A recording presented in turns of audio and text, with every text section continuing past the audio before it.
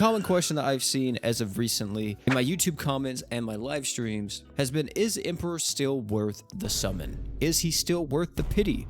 Granted, we don't know when Emperor will be coming out. We have no idea when they will eventually release him, but I will say we are getting closer than ever before to actually seeing Emperor in the global side of the game. But why would people be asking this question, right? Why are people even wondering if one of the most meta-breaking characters that's ever released in Grand Summoners, if he's still worth the pity? Well, if you haven't been sleeping under a rock, you probably already know about the newest awakening system that got added to the Japanese version of Grand Summoners, known as 6 stars, or Super Awoken characters. This pretty much is what caused this question to arise in the first place. Super Awoken characters on the Japanese version of the game are pretty freaking good. If you don't know what these guys do, pretty much they are level 120 units. You get them by summoning them. Yep, they're not buffs or anything. You have to summon them whenever they release. And currently, the only 2 in the game are War God Finn and Kirisame. Now, on top of these guys being level 120 and you having to summon them again, these guys also have access to 6-star equip slots, and they have the ability to change one of their equip slots, followed by they also now have 3 different attacks. You don't just have your art and true art anymore.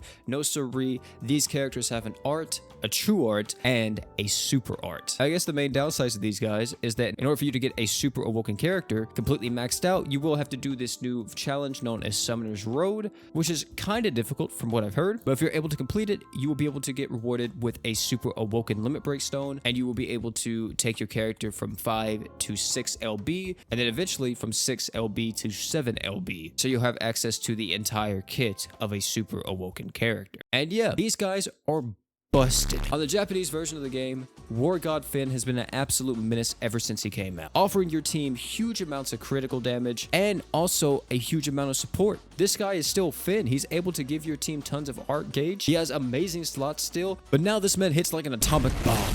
Literally, I've showcased it before, but he's been nuking Chloe. He's nuked other super hard trials like Nier and everything else with ease, by the way. Not even like a challenge. It's with ease with Super Awoken Finn. And yeah, he's pretty much one of the most perfect hybrid characters that's ever released in Grand Summoner's history. Now, as for the other character known as Kirisame, Kiri is actually a taunt tank. And this guy is one of the best tanks in the entire game. Having around, I think, 70% damage resist passively if you're able to fulfill all of his conditions. The only bad part about this character is that if a boss has Shield Killer, then this guy's practically just dead because he is a taunt tank, and of course he does have a barrier. But if a boss doesn't have Shield Killer, then guess what? This guy can run wild. And even though I didn't talk about it, War God Finn pretty much has a similar weakness as well. If a boss resists critical hits, then War God Finn is kind of like out of luck because his whole gimmick is he's able to crit and super crit. But like I said, if a boss has super high crit resist, then good luck on actually trying to crit that boss. Yeah, now you can see why people are asking this question. Just like that, we have looped back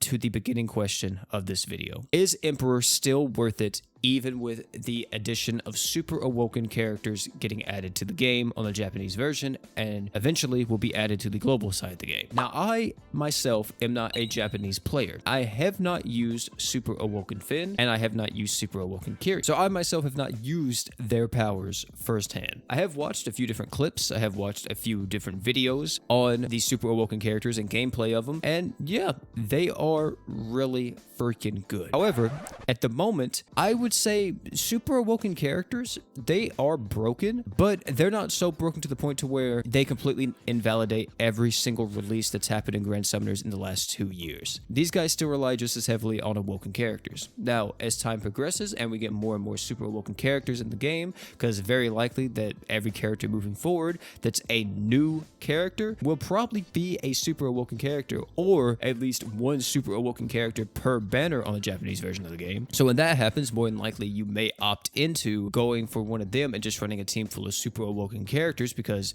as we've seen so far, they are quite meta breaking. Even though these guys are meta breaking though, there are still other phenomenal units in the game. I think some people have this notion that happens that when these characters get added, the other characters practically get nerfed. Emperor is still just as strong as he's ever been. It's just a new shiny toy has came into town. Every character on JP that we've been looking forward to is still extremely strong. Emperor, Valerie, Fire Orville, all of them are still extremely good units. Now, as I said before, as time progresses and power creep starts happening more and more, it's very likely these characters kind of get overshadowed, but I will confidently say these characters are still going to be insanely strong. I don't think Grand Summoners is going to completely invalidate Awoken characters, at least not as of yet, because that is what the vast majority of the player base runs off of. If they just completely invalidated every single Awoken character, well, they would push away their already decreasing audience even faster. So, because of everything I've said recently, I'll tell you this. To all of my Giga Chads out there that have 1,500 crystals and counting saved up,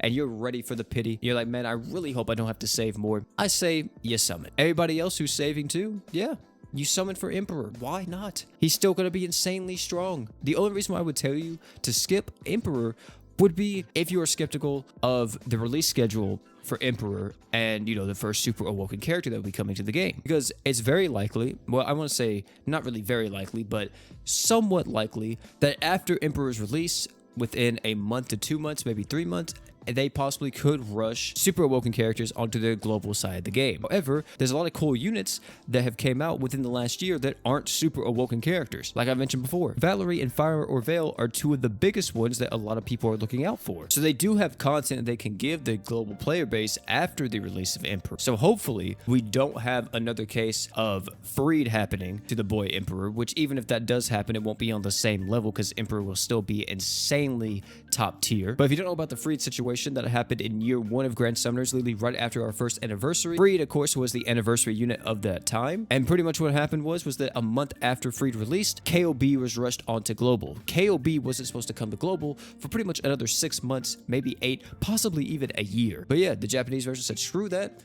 Let's rush it to global. And that's exactly what they did. Berwick came out and pretty much completely invalidated Freed. No one wanted to use him, and ever since then, he's been collecting dust in everybody's boxes. So, let me reiterate one last time. I will say you summon on Emperor still. We don't even know when he's releasing or anything else, but when he finally comes out, there's no reason to necessarily skip Emperor. He's still insanely good, and he's still going to be insanely good even in a meta that may revolve around super awoken characters. He's one of the best units to ever release. So, for all my peeps out there, keep on saving. Or for all my peeps out there that don't have pity and you just decided to watch this video because you enjoyed the content, I appreciate you. And hey, keep your head up, kings and queens, and hopefully by the time he drops, you'll have enough crystals saved up to maybe get lucky and get them. Hey, that's gonna be it for this video. Thank you all for coming out, man. It's been your boy P. Tell me down below what your current strats are for Emperor. Are you still going to be going for Emperor, or are you now going to be saving for the super awakened characters? Let me know all that down below in the comment section. And if you enjoyed this video, I highly recommend you check out either one of the videos popping on your screen right now. Great content, guarantee you love them. And oh yeah, one more thing, don't forget to drink water.